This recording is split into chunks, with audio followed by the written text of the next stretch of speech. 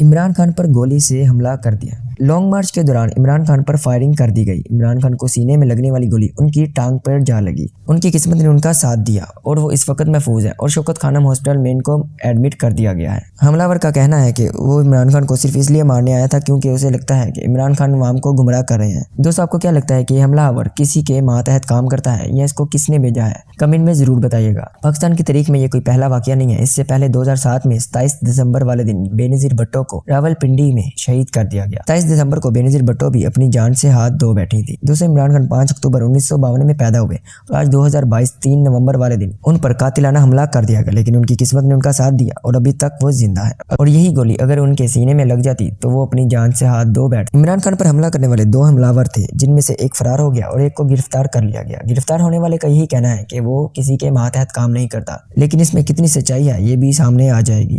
دوستو، چینل کو سبسکرائب کر کے بیل آئیکن کو پریس کر دیں۔ دوستو، عمران ہزاروں لوگوں کی بھیڑ میں حملہ کر دیا گیا۔ ان پر قاتلانہ حملہ کی سازش کس نے کی اور کیوں کی، یہ ابھی تک نہیں پتہ چلا۔